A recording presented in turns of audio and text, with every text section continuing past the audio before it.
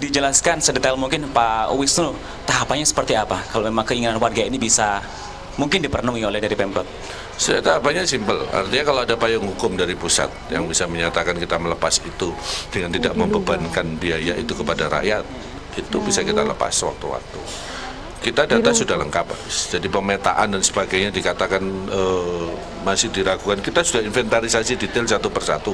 Mana yang itu persil itu ada di kampung yang memang jadi tempat tinggal, mana yang itu jadi lahan komersial, itu kita sudah ada petanya semua. Nah, tinggal yang mau kita perjuangkan juga adalah bahwa itu kalau itu menjadi tempat tinggal dan lahan itu juga dikuasai rakyat kita yang memang rata-rata ekonominya menengah ke bawah, tidak mungkin kita dengan aturan yang sekarang itu harus melepas aset itu dengan tidak merugikan keuangan daerah.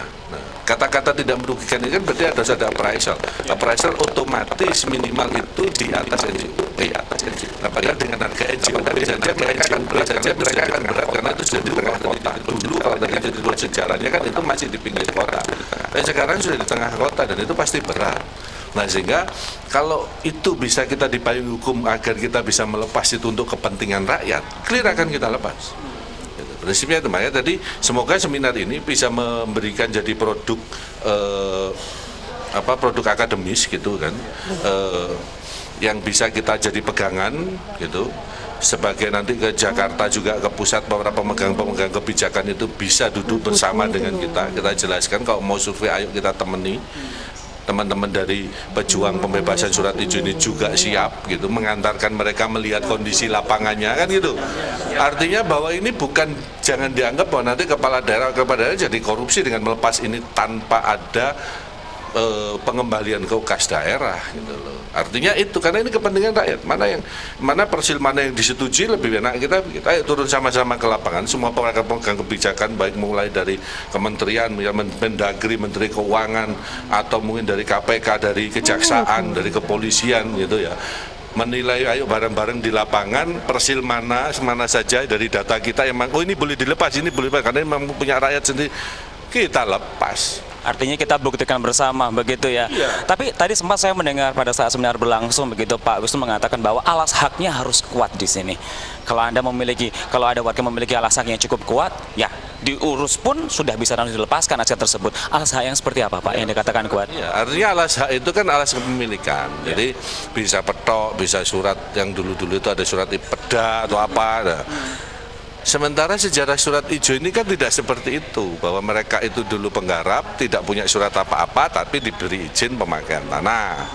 Nah, itu yang menjadi problem. Ada beberapa memang kita harus agak bedakan ya, namanya IPT dengan surat hijau. Jadi surat hijau itu bentuknya juga IPT sama, izin pemakaian tanah dan mapnya juga warnanya hijau. Tapi yang dimaksud surat hijau ini adalah yang memang dari dulu ini warisan dari dulu. Surat ini warnanya hijau dipakai sebagai tempat tinggal yang sepertinya itu kayak SHM gitu, tapi mereka harus bayar restribusi.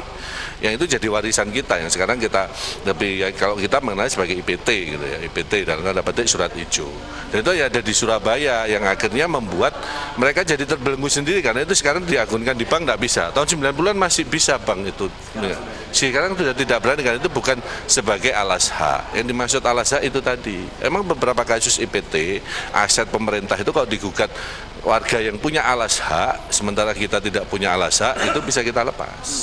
Itu maksud saya, itu yang bisa diproses sekarang itu kalau mereka punya alas hak bisa kita proses untuk kita lepas.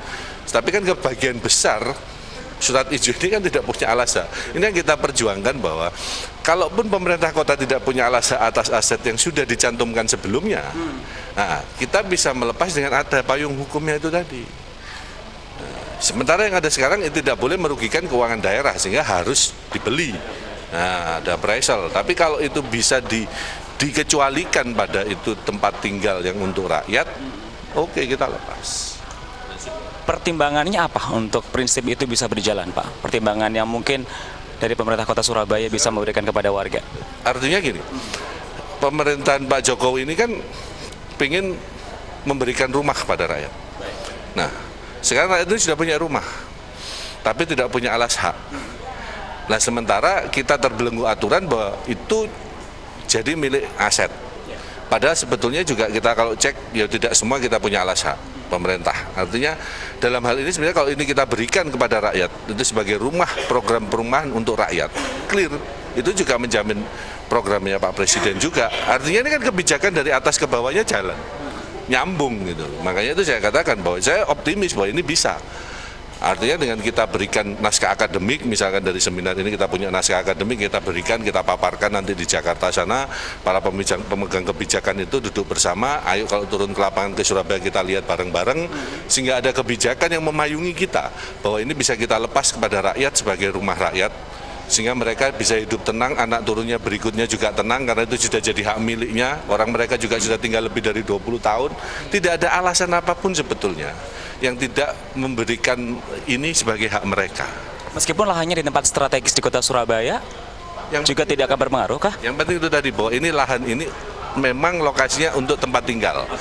Beda kalau itu lahan komersial, Mas. Kalau di Jalan Urip Sumoharjo itu ada juga IPT, ada surat izin. Tapi kan nggak mungkin kita lepas. Kalau yang di sana kan itu tidak bicara lagi kepentingan rakyat. Itu kepentingan dalam tanda petik. Nah, maksud saya, ayo kita lihat bareng-bareng mana yang boleh dilepas, mana yang tidak. Gitu. Biar kita juga tidak mau disalahkan lah di belakang hari. Gitu. Ya, semoga memang menemukan sama-sama legowo dari banyak pihak begitu ya. Tapi terakhir Pak Wisnu, kapan agenda ini kita akan ngecek, cross-check semuanya bersama dengan warga dari gerakan penghapusan surat hijau ini, Pak? Ya sebenarnya hari-hari kemarin kita sudah terus berusaha ke Jakarta, tapi kan kita pengen ngobrol lagi ya ngobrol kapan-kapan ke tempat saya, monggo. Nanti saya kabari perkembangan day to day-nya seperti apa yang kita lagi perjuangkan di Jakarta sana. Gitu. Kita tunggu update berita berikutnya. Pak Wisnu terima kasih banyak, Pak Bambang terima kasih banyak.